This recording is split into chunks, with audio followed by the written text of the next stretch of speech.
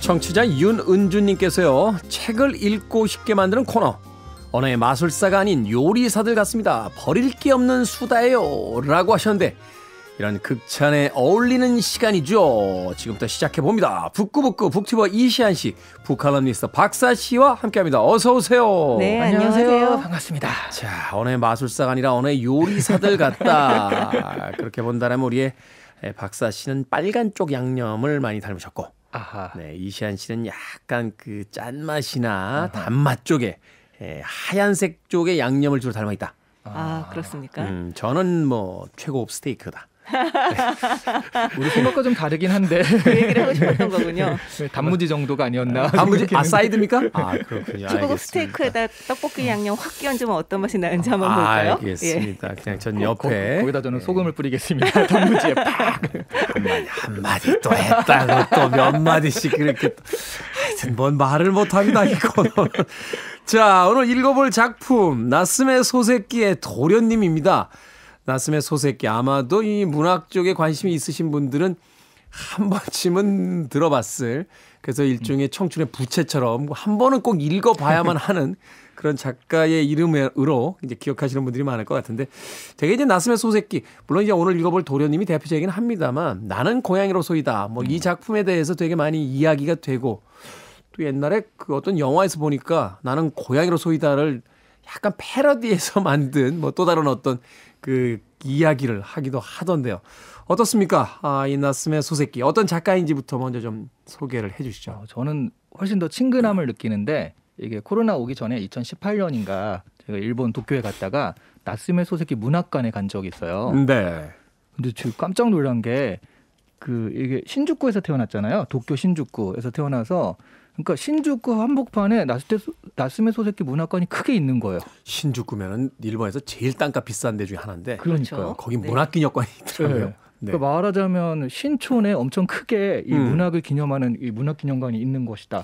신주쿠 정도면 거의 명동 수준 아닙니까? 근데 거기 와세다 대학 근처라서 그렇군요. 약간 신촌이 더 느낌이 약간 가깝지 신촌이. 않나. 그렇군요. 아니면 홍대, 연남동.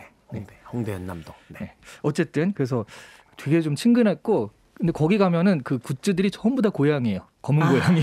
아니, 저도 사실은 이분의 대표작이 나는 고양이로소이다라고 생각을 했어요. 네. 하지만 저희 특성상 그렇게 긴 글은 안 됩니다. 우리가 이야기했다가 이소연 작가에게 바로 커팅 당했죠. 200페이지 넣으면 안 돼요. 라고 해서 바로 커팅 당했습니다. 나스메 소세끼는 그래서 이렇게 일본에서 기념할 정도로, 기념관을 그렇게 기념할 정도로 근현대 일문학의 아버지로 추앙받고 있는 인물이고요.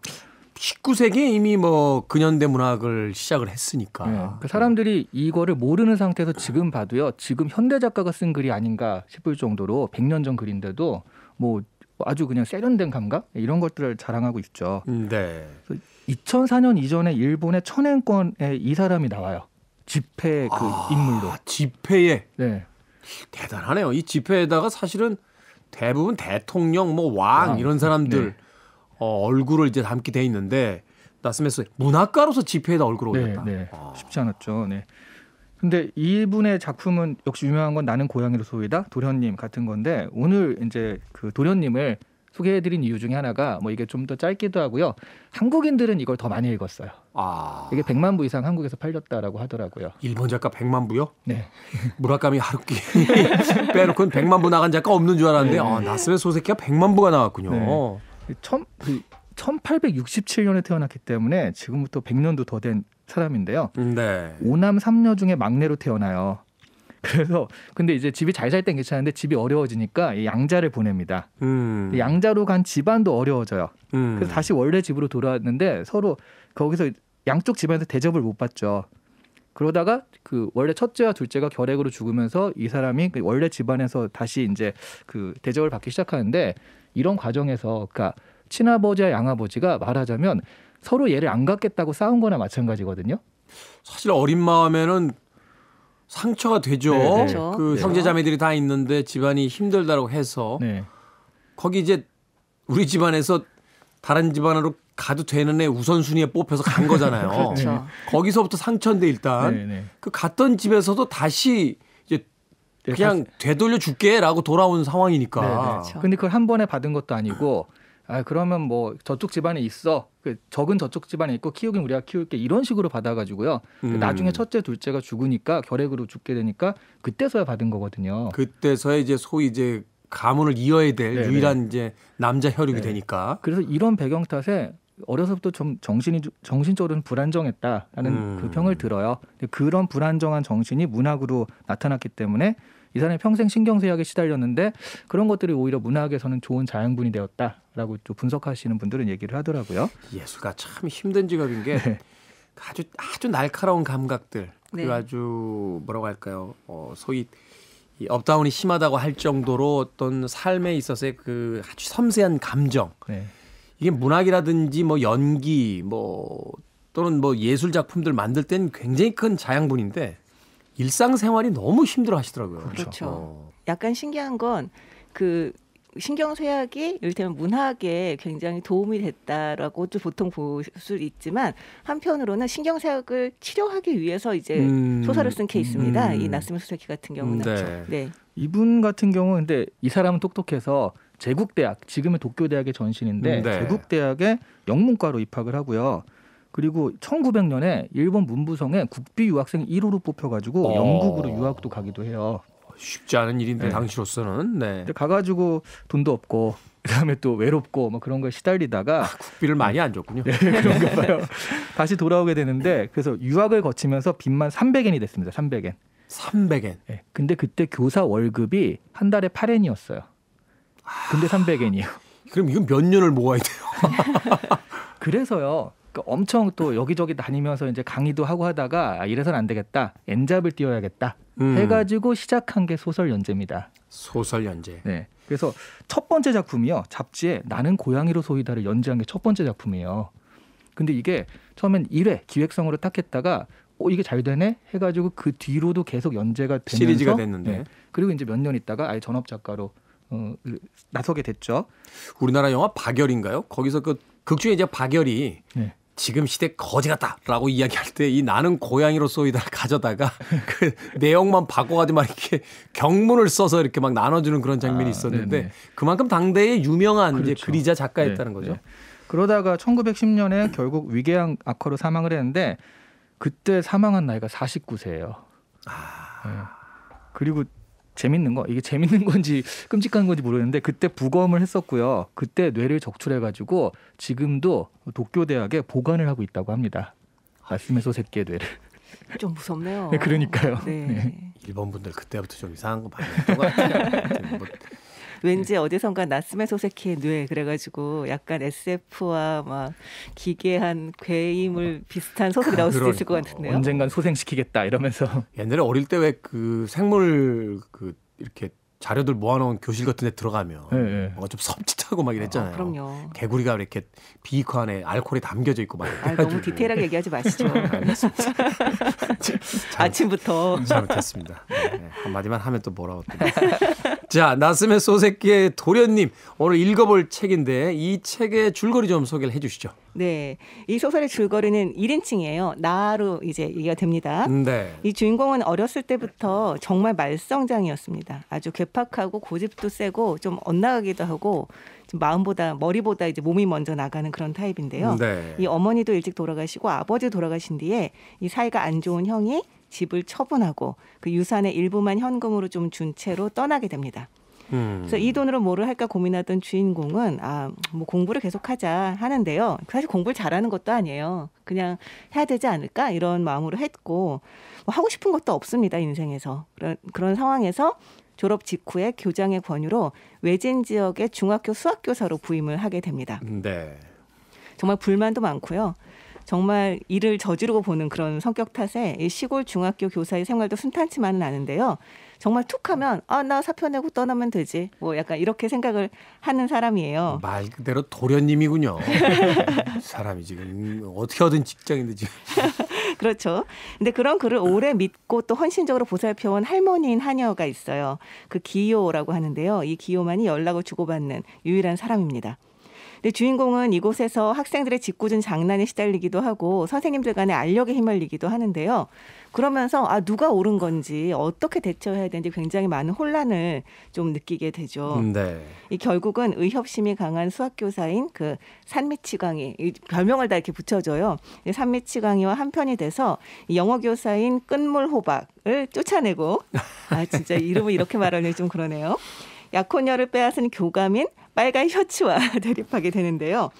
마지막으로는 이 빨간 셔츠와 알랑새를 흠씬 패주고 이제 사표를 내고 그곳을 떠나게 됩니다. 그리고 도쿄로 돌아가서 이제 뭐 철도 주식회사에 취직을 해서 이 하녀였던 기요와 함께 이제 기요가 폐렴으로 죽을 때까지 같이 살게 됩니다. 네. 이게 줄거리만 봤을 때는 별거 없어요. 진짜 별게 없어요. 네.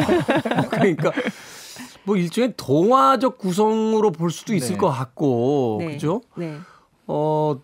이게 과연 왜 그토록 위대한 문학으로서 이제 인정을 받고 있는지에 대해서 어떤 단서를 찾기가 사실은 쉽지가 않습니다.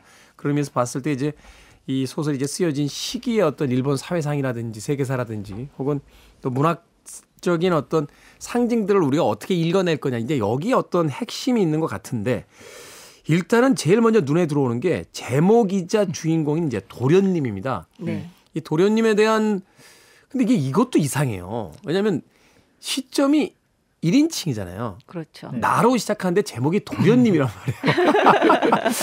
이상하잖아요. 이게 3인칭 시점이면 제목이 도련님이다. 이게 뭐, 그럴 수 있지. 이렇게 한 되는데. 도련님의 삶. 약간. 네. 네. 네. 제목을 도련님으로 정한 의미가 있겠죠? 이유가? 네. 그런데 이 나스메 소세끼는 제목을 대충 짓는 걸로 또 유명해서 그 제목들이 다 두자. 나는 고양이로 소리가 제일 길어요. 그러네요. 네, 다 뭐 두자, 세자 이렇게 되고 그리고 되게 재밌는 게 춘분 무렵까지라는 소설이 있거든요. 네. 그 이유가 연재를 할 때 춘분까지 연재하겠다 하고 시작해서 춘분 무렵 춘분 무렵까지예요. 책 제목이. 그래서 사실은 도련님도 그렇게 많은 생각을 하고 지은 것 같지 않은데 그 제목을 짓는 조제 원리를 보면 근데 이게 너무 그렇잖아요. 그래서 제가 한번 찾아봤어요. 그랬더니 이걸 또 출판한 출판사에서 도련님에 대해서 의미를 또 부여한 게 있더라고요. 어떤 겁니까? 이게 도련님이 자기가 자기를 부르는 게 아니라 남이 자기를 부르는데 약간 부정적인 의미로 저 도련님 같은 게 와가지고 막 이렇게 부르잖아요. 그렇죠. 이게 네. 흥미로운 게 그 사람 앞에서 도련님이라고 할 때는 존칭인데 네. 그렇죠. 다른 데서 이 도련님이 없는 상황에서 야 도련님 있냐? 제 도련님이지. 네, 이렇게 그러니까 얘기를 그때는 하면. 되게 부정적인 네, 느낌이 네. 더 강하잖아요. 그래서 네. 이제 출판사에서 뭐라고 했냐면 그 해석을 주체적인 자기인식을 자신에게 부여하지 못하고 타자와의 관계에서도 계속해서 미숙함을 드러내는 주인공 도련님의 이러한 모습에서 우리는 소세끼가 파악한 메이지 일본의 이미지를 확인할 수 있다. 와. 라고 의미를 엄청 부여하셨는데 소세끼의 원래 의도는 이렇게까지는 아니었다라고 저는 생각을 합니다. 네. 아니 근데 사실 이 도련님이라고 하는 제목이 그러니까 이 소설을 읽는 내내 좀 굉장히 저는 찰떡이라는 생각을 좀 했거든요. 아마 다른 제목이었으면 좀 다르게 읽지 않았을까라는 생각을 저는 하게 돼요. 진짜 보면서 도련님 약간 이런 생각을 하면서 네. 이제 계속 읽었는데 이 소설의 마지막 부분에서 이제 그 빨간 셔츠와 알랑새 여기서는 적어로 이제 나오죠. 이 둘이 이렇게 막 흉보는 걸 이렇게 엿듣게 돼요. 그때 알랑새가 이렇게 얘기를 하거든요. 그 바보 같은 놈은 의협심 있는 도련님이랑 귀염성은 있더라고요. 라고 얘기를 하는데 이 부분이 일종의 험담이긴 한데 네. 정말 주인공 파악을 너무 잘했다.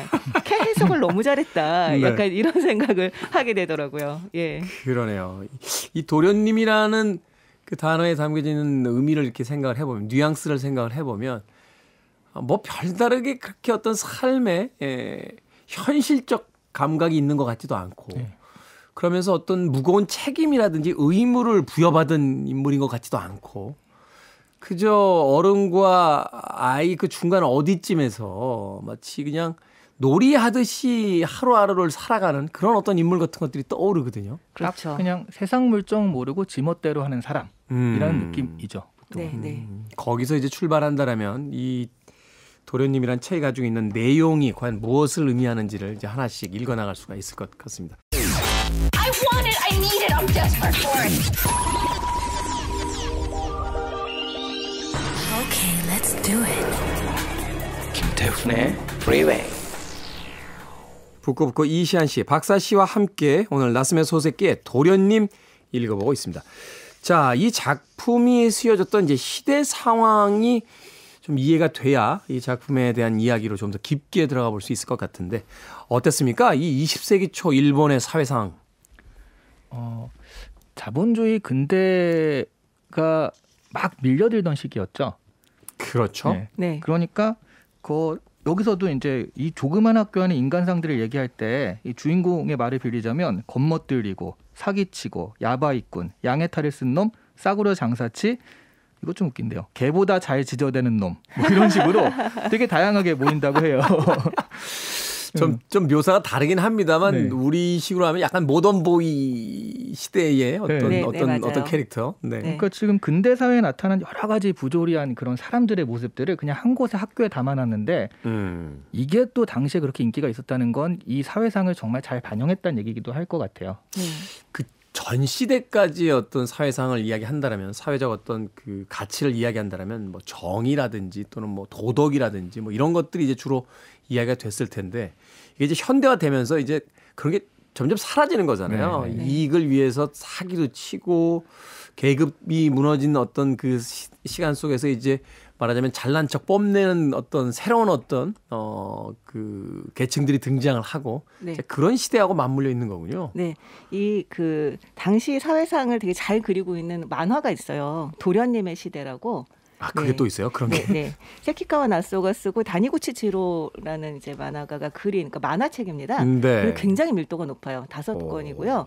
이 당시에 그 소세키가 살았던 그 시대에 정말 그 메이지 말기 시대에 나스메 소세키를 중심으로 해서 그 시대의 시대상들을 굉장히 잘 그리고 있는 작품이에요. 만약에 이 소설을 읽고 궁금하시다면 그걸 한번 읽어보셔도 좋을 것 같은데요. 네. 정말 일본 사회는 이제 늙었고 이 서구 문화들이 막 밀려오는데 이 서구 문화에 대한 동경도 굉장하고 거부감도 되게 심한 아주 매력 격동의 시대였던 거잖아요. 네. 네, 그 상황에서 소스키 같은 경우는 서구 문화에 대한 반감이 엄청나게 심했어요. 그러니까 이걸 쓸 당시가 말씀하셨듯이 그 유학 갔다 온 직후였는데 네. 이후였는데 유학 때 정말 너무 정말 힘들었거든요. 그 영국에 대한 신경질도 부정적인 굉장히 감정이 드시고. 생겼죠. 그때. 네, 네. 그래서 그 감정을 가진 채로 이제 구시대적인 도덕과 신시대적인 사상이 충돌하는 시기에 자기 나름대로 이제 시대를 파악한 그런 관점을 담은 소설인 거죠. 근데 말씀하셨듯이 이걸 굉장히 그 당시 사람들이 이제 호응을 했다고 하는 얘기는 이 생각에도 굉장히 동조하는 사람들이 많았다는 얘기라고 할 수 있겠죠. 네. 그러네요. 어떤 그 바뀌는 시대상에 대한 어떤 혼란스러움 그것들을 일종의 풍자 내지는 그 이제 신랄한 어떤 묘사 같은 것으로 이제 그려냈는데 그것이 인기가 있었다는 것은 그 동시대인들에게 어떤 공감을 얻어냈다 이렇게 이제 볼 수가 있는 거군요. 네. 근데 재밌는 게 이 소설에서 계속 이 나는 누가 올바른 사람이고 누가 그른 사람이고 나는 누구 편을 들어야 되는가 이걸 가지고 혼동을 느껴요. 그런데 거기 하숙집 할머니가 있습니다. 네. 네. 할머니가 맨날 이 동네 소식들을 물어다 줘요. 누가 어떻게 했고 누가 어떻게 했고 막 이런 얘기를 해줘요. 네. 그러니까 이 사람은 머리가 혼란스러운 거예요. 도대체 누구 편을 들어야 되지? 누가 도대체 올바른 사람이지? 이제 그래서 물어봅니다. 이 할머니한테 물어보니까 이 할머니가 얘는 이래서 좋고 쟤는 저래서 좋고 얘는 이래서 싫고 저래는 또 말 그대로 검은소 흰소 얘기를 하는 거죠. 그렇겠죠. 네. 그래서 이 나가 아니 딱 잘라서 그러니까 누가 나은 겁니까? 라고 얘기를 했더니 할머니가 뭐라고 얘기를 하냐면 결국 월급을 많이 받는 쪽이 훌륭하겠지요. 라고 얘기를 해요. 근데 어떻게 보면 자본주의 승리네요. 그렇죠. 이 자본주의에 몰려온 사회에서 사람들의 인식 또한 약간 이런 식으로 바뀌어가고 있는 것들에 대해서 또 이 사람이 풍자를 하고 있는 게 아닌가. 아니 지금도 했습니다. 별로 다르지 않지 않습니까? 그 사람이 그렇죠. 어떤 사람인지 이야기할 때 누가 소개하면 그분 저기 저 회사 대표야. 저분 어느 동네 살아. 그렇죠. 야, 저분 저 무슨 팰리스에 사시잖아. 그 이야기가 그때와 지금 100년의 시간이 흘렀습니다만 달라진 게 없네요. 아니, 훨씬 심해졌죠. 그래서 지금도 잘 팔리고 있잖아요, 도련님이. 이걸 그랬을 수도 보면서 있고요. 네. 그 좀 풀리지 않은 것들을 이 도련님을 보면서 약간 히어로 같은 느낌이잖아요. 그래서 네. 뻥 뚫리는 그런 그 대리만족 이런 걸 좀 얻기도 하는 것 같아요. 히어로죠. 히어로라고 하기에는 약간 좀 유치하지 않습니까? 네. 그렇죠. 자, 그렇다면 이 도련님의 캐릭터를 좀 쳐다볼 필요가 있을 것 같습니다. 이 극 중의 주인공인 도련님.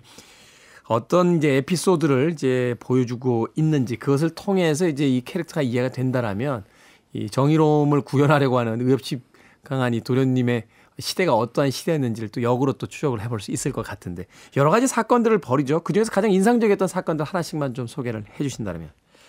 저는 이제 기숙사 사감 역할을 그러니까 숙직을 하는데 이 학생들이랑 좀 그전에 안 좋은 일들이 있었거든요. 네. 학생들이 이 선생님을 그러니까 선생님이었죠. 이 도련님을 골탕 먹이려고 이런 거 있잖아요. 딱 이 방에 들어가 있으면 우와 소리가 나요. 그래서 막 가보면 없어. 조용해. 없어. 네. 그래서 다시 딱 오면 갑자기 우와 소리가 나서 가보고 이런 걸 몇 번 하다가 네. 이 도련님이 뭐라고 생각하냐면 되게 솔직하게 생각하는데요.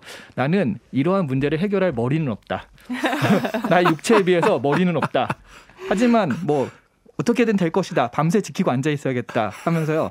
그리고 뭐라고 하냐면 여기서 이제 명대사가 나오는데 하지만 결국 세상에선 정의가 승리한다. 오늘 밤 안으로 못 이기면 내일 이긴다. 내일 이기지 못하면 모레 이긴다. 모레도 이기지 못하면 하숙집에 도시락을 싸달라고 해서 승리할 때까지 이곳에 있을 것이다. 학생들 그거 떠드는 거 지키면서 이렇게 생각하고 지금 지키거든요. 요 대사가 저는 소새끼가 하려고 했던 얘기가 아닐까. 그러니까 근대 이런 어떤 부조리하면서 그냥 자기 것을 지켜나가는데 결국 지켜나가다가 언젠간 이게 승리할 것이다. 이런 것들을 좀 일수할 수 있는 그런 한 방이 될 것이다라고 생각하지 않았을까 하는 생각이 들어요. 그 묘사 자체는 약간 좀 우둔하게 되지 않습니까? 네. 그러니까 좀 그런 느낌이 있죠. 순진한 믿음을 가지고 있는 남자. 우리는 언젠가 이긴다. 오늘이 안 되면 내일, 내일이 안 되면 모레. 안 되면 도시락을 싸들고 와서라도 이기고야 말겠다라고 하는데 이길 것이다라는 어떤 믿음을 우리에게 주는 게 아니라 이길래나? 하는 생각을 주거든요. 그 묘사. 네, 굉장히 고지식한 면이 있죠. 이 굉장히 어렸을 때부터 에피소드들을 보면 이 사람이 얼마나 고지식한지 알 수가 있어요. 예를 들어서 그 칼을 이제 좋은 칼을 선물을 받았는데 그 칼날이 얼마나 잘 드는지 보여주려고 자기 손가락을 자르려고 한다거나. 그건 고지식한 게 아니라 그냥. 그러니까 누가 옆에서 그냥 너 뭐 그 칼 잘 들겠어?라고 하거나 아니면 너 아무리 용기가 있어도 여기서 못 뛰어내리지 뭐 이런 얘기들을 하는 거죠. 이게 일본식 약간 잔혹성인지 모르겠는데 네. 일본의 그 무슨 전설이나 신화 같은 거 보면 칼 얘기 많이 나오거든요. 그렇죠. 이 칼 장인이 칼을 진짜 명검을 만들었는데 이게 자기가 흥분한 나머지 이게 정말 잘 베어지는지를 보고 싶은 거예요. 근데 새벽에 아내가 화장실 가고 있는데 아내를 베는 이야기가 나옵니다. 그러니까 이게 좀 이상해요. 굳이 자기 손가락을 자르려고 네. 어쩌면 그 도련님의 어떤 우두나 뭐 이런 거를 또 이야기하려고 하는 건가요? 네. 근데 제가 정말 이 사람이 고지식하구나라고 느꼈던 에피소드는 뭐였냐면 이 사람이 선생님으로 부임을 했습니다. 선생님 부임을 하면은 딱 교장 선생님이 이렇게 인사를 맞이하잖아요. 맞이해서 그 교육 정신에 대한 장광설을 딱 늘어놓습니다. 신입 교사가 왔으니까 정말 얼마나 그 선생님이 중요한 역할인가. 학생들의 모범이 돼야 되고 학교의 사표로서 존경받지 않으면 안 된다. 뭐 학문 이외의 덕으로 학생들을 교화하지 못하면 교육자가 될 수 없다. 막 이런 얘기들을 막 장광설을 딱 해요. 그랬더니 그걸 딱 보고 이 사람이 난 저렇게 못하겠는데? 그런 사람을 구하면 미리 얘기를 해야지. 그러면서 교장 선생님 말씀대로는 전혀 할 수 없습니다. 임명장 반납할게요. 그리고 딱 반납을 합니다. 약간 MZ세대랑 많이 닮아 있어요. 반납을 하니까 교장이 너무 당황해서 아니 뭐 말이 그렇다는 거지. 그렇게 되면 좋다는 거지. 이런 식으로 이제 얘기를 하니까 그럼 처음부터 그렇게 말씀하시던가요? 약간 이런 자세를 보입니다. 그런데 이런 자세를 정말 숨이 일관하게 보이고 있어요. 그러니까 네. 요새로 이야기하면 이런 거잖아요. 정말 우리 가족처럼 생각하고 그리고 아침부터 저녁까지 이 가게가 자네 가게라고 생각하고 열심히 일해주게라고 했더니 그러면 등기 저한테 해주실 건가요? 제가 가족이 아닌데요. 약간 이런 느낌의. 그렇군요. 네. 바로 그런 장면들이 지금 저희 셋이 이야기하는 것처럼 현대적인 어떤 상황으로 또 치환돼서 읽어낼 수 있기 때문에 네. 그래서 이 나섬의 소새끼 도련님이라는 책이 여전히 재밌고 지금 우리에게도 또 유의미하게 읽혀지는 게 아닌가 하는 또 생각을 해봤습니다. You're listening to one of the best radio stations around. You're listening to 김태훈의 Freeway. 빌보드 키드의 아침 선택 김태훈의 프리웨이 북칼럼니스트 박사씨 북튜버 이시안씨와 함께 북구북구 오늘 나스메 소새끼의 도련님 읽어보고 있습니다.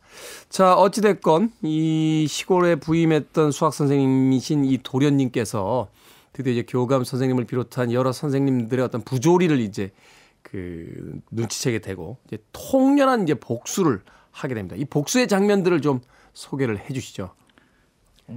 복수라는 건 거의 이제 좀 당하기만 하다가 소소하게 하다가 마지막에 이게 그 교감을 패주고 도망가는 거거든요. 네. 네. 근데 재밌는 건 그런 거죠. 그러니까 막 팬 다음에 억울하면 경찰을 데리고 어디에 있을 테니까 찾아오라고. 근데 딱 가는데 이제 경찰이 안 온 거예요. 그러니까 이 사람도 뭐 할 말은 없구나 해가지고 만족하면서 이제 도쿄로 떠난다. 이게 마지막 장면이거든요. 네. 근데 굉장히 재밌었던 게 그냥 단순하게 저는 그 싸움 장면이 되게 인상적이었어요. 이 뭐라고 해야 되나? 아까 영웅이라고 말씀하셨는데 정말 약간 구질구질한 영웅이죠. 어떻게 보면. 네. 근데 이 복수를 해주기 위해서 이 교감인과 알랑새가 기생을 찾아가는 네. 그 순간을 덮칩니다. 그러니까 말하자면 이 두 사람이 가장 즐거운 기분으로 어딘가를 가고 있는 그 순간에 갔다 나왔을 때 그리고 이제 자기가 이제 아무리 맞아도 뭐라고 할 말이 없을 약점을 잡아서 이렇게 하는 거죠. 끈질기게 기다렸다가 때리는데 그때 그 장면이 너무 웃긴 게 뭐냐면 주인공이 하숙집 밥이 너무 부실해서 늘 날계란을 사가지고 그 날계란을 집에서 보충해 먹어요. 그런데 그날 그 패러 가면서 날계란이 8개를 사가지고 4개씩 소매에 양쪽 소매에 넣고 갑니다. 집에 가져가려고. 그 상태에서 쫓아가는 거예요. 근데 무의식 중에 자기도 모르게 계란이 깨질까봐 그 이제 소매를 붙잡고 뛰는 거죠. 뛰어서 쫓아가서 막 이제 싸우다가 열받아서 계란을 이렇게 던집니다. 계란을 던져서 얼굴에 딱 맞아서 계란이 이렇게 깨지니까 너무 당황을 하잖아요. 상대방이. 이게 타격감이 있구나라고 하면서 그 계란 8개를 이렇게 다 던지는 장면이 나와요. 근데 이 장면이 정말 뭐랄까 묘하게 현실적이고 묘하게 구질구질하고 찌질한 히어로죠. 굉장히. 네, 좀 그런 면에서 그래 되게 인상이 남았어요. 저는 사실 이제 그 장면까지 읽고 나서 이게 과연 뭘까? 도대체 왜 이 나스메 소세키는 자신이 창조한 세계의 그 주인공을 빛나는 모습이나 아주 멋진 도덕적 히어로로 만든 게 아니라 이토록 어떨 때 보면 좀 어리석은 것 같기도 하고 어떨 때 보면은 유치하게 보이는 이런 캐릭터로서 만들었을까. 그리고 나서 이제 마지막 기호에게 이제 돌아가는 것으로서 끝나잖아요. 오직 세상에서 유일하게 자신을 믿어줬던 한 명의 사람이자 정의는 반드시 승리할 거라는 믿음을 굳게 갖도록 만들어줬던 인물인데. 근데 저는 그래서 아까 우리 사실 잠깐 쉬는 시간에 우리 테디가 이 낭만주의 시대 종언 같은 소설이다라고 또 하셨는데 거기에 딱 맞는 게 이게 결국 우리가 믿었던 가치가 승리한다라고 하면 이 도련님이 이렇게 찌질하지 않을 거예요. 그렇죠. 결국은 뭔가 거창한 비리를 잡아내서 교감과 그 알랑새가 경찰에 이제 구속당하고 결국 그 시골 학교의 어떤 정의가 이제 찾아왔다. 뭐 이렇게 끝내야 되는 거 아닙니까? 근데 결과적으로는 행정적으로나 뭐 이런 거는 다 그냥 교감이나 유리하고 이 사람은 교감을 패고 도망간 사람이 돼버리는 거잖아요. 그렇죠. 그렇죠. 그러니까 이렇게 근대가 이렇게 왔을 때 이런 자본주의 근대 영국에서 그걸 본 다음에 이거는 거스릴 수 없는 대세다라고 느끼고 기존의 그 낭만주의 시대, 그 고전 시대 그런 가치는 사실은 앞으로는 못 가겠구나라고 소세키도 생각을 하지 않았나.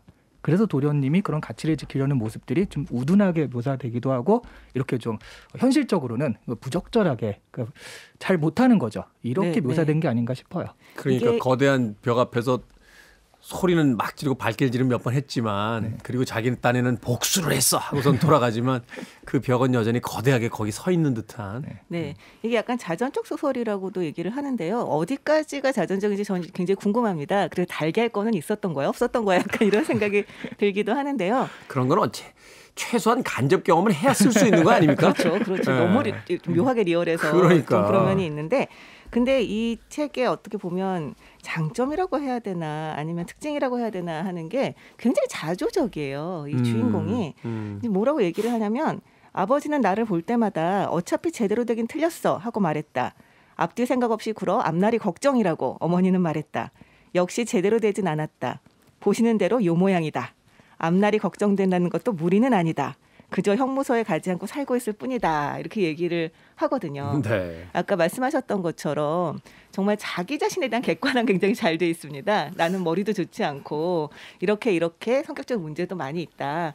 그렇지만 자기가 지켜야 되는 어떤 것에 대해서는 좀 굳건한 면이 있는 거죠. 네. 그런 면에서 진짜 어떤 시대가 변하는 데 있어서 내가 이 시대를 변화를 따라가야 되는 건 알겠지만 그렇지만 따라가고 싶지 않은 마음. 그래서 결국 도태될 걸 알고 있지만 도태되는 것을 이제 각오하겠다라고 하는 어떤 마음 그런 것들을 좀 볼 수 있는 것 같아요. 네. 이 나츠메 소세키의 도련님을 읽다가 문득 그 다음 시대에 이제 그 출연하게 되는 다자이 오사무라든지 뭐 다나카 히데미스 같은 일본을 대표하는 작가들의 소설을 떠올려 보면 거기도 역시 도련님들이 등장하거든요. 그렇죠. 일본의 어떤 그 전 시대의 어떤 유물 같은 도련님들이 등장하는데 이 도련님들은 새로운 시대에 우울하고 좌절하고 결국 이제 쓰러져가는 그런 아주 그 건조하면서도 아주 냉소적인 그런 어떤 묘사로서 이제 만들어져 있는데 그런 면에서 본다면 바로 이 낭만주의 시대에서 바로 그런 시대로 넘어가는 그 경계선 어딘가에 이 나츠메 소세키의 도련님이 있는 게 아닌가 하는 생각을 또 해보게 됐습니다. 어쨌든 이 도련님은 그래도 기요에게 돌아가잖아요. 네. 그러면서 기요의 죽음으로써 이 소설이 마무리가 된다라고 하는 것이 도련님의 죽음이 아닌 기요의 죽음으로써 이 소설이 마무리가 되는 그 대목에 와서는 작가가 어렴풋이 자신의 시대를 어떻게 느끼고 있었는지에 대한 또 눈치를 채게 됩니다. 그래서 그 기호 이름이요 한자로 청 맑다라는 뜻이래요. 이것도 의미가 있는 것 같아요. 그러네요. 자, 한 줄 추천사를 좀 부탁드리도록 하겠습니다. 우리가 상사의 지시에 부당함을 느낄 때 이런 얘기 하잖아요. 화려하지만 심플하게 해달라고 했다. 뭐 이런 얘기 하잖아요. 그렇죠. 그러니까 네. 집에서 가끔 남편분들이 그래요. 간단하게 아무거나. 그리고 칠첩반상 뭐 이렇게. 그렇죠. 저는 이 책을 답답하지만 시원한 책. 이 캐릭터를 보면 너무 답답한데 결국 나중에 딱 그 어떤 해결이 되는 걸 보면 또 시원함도 느낄 수 있는 책이다. 답답하지만 시원한 책 이렇게 정의를 하겠습니다. 시대로 읽으면 답답하지만 또 그냥 하나의 재미있는 소설로서 읽었을 땐 또 시원함도 존재하는 그런 책이다. 네, 저는 정말 동의를 하는데요. 이 소설의 가장 큰 장점은 자기 연민이 전혀 없는 거라는 생각이 듭니다. 중요하네요, 그거. 네. 그런 면에서 사실은 그 정말 상황도 답답하고 이 주인공도 좀 답답한 캐릭터지만 결국 읽고 난 다음에는 어떤 찝찝함이 남지 않는 그런 소설인 것 같아요. 그래서 당시 소설, 오래된 소설임에도 불구하고 읽으면서 엄청나게 뭐 이를테면 뭐 스펙타클하거나 이런 것도 아닌데도 불구하고 좀 흡입력 있게 열중해서 읽을 수 있는 소설이 아닌가 하는 생각을 저도 했고요. 네. 저는 한 줄로 요약을 하자면 이 복잡하게 머리 써야 하는 인간관계에 지쳤다면 머리 식히기에 좋은 소설이다라고 이야기를 하고 싶습니다. 네. 그렇군요. 오히려 그 복잡한 인간 세상을 우화화시켜서 그냥 한판 꽁트처럼 에피소드처럼 놀다 가는 이 도련님의 그 행동이 작은 웃음이나마 우리에게 던져줄 수 있는 그런 소설이다. 저는 왜 이 소설을 읽는데 전혀 갈래적으로 연관이 없지만 조은파 선생님의 얄개전이나 그런 소설들이 떠올랐는지. 와, 딱인데요? 어느 시대 사람이에요? 잠깐, 저 얄개전 모릅니다. 저는. 얄개 시대 이런 거 그게 모릅니다. 뭐죠? 그게 뭐죠? 저도 그냥 형들 거 얻어본 거지. 제가 본 건 아니에요. 얄개전은 교복세대의 소설이니까요. 네. 자, 오늘 북구북구 나츠메 소세키의 도련님 읽어봤고요. 다음 주엔 에드가 앨런 포의 어혀가의 몰락 읽어보기로 하도록 하겠습니다. 북튜버 이시안 씨, 북칼럼니스트 박사 씨와 함께했습니다. 고맙습니다. 네, 고맙습니다.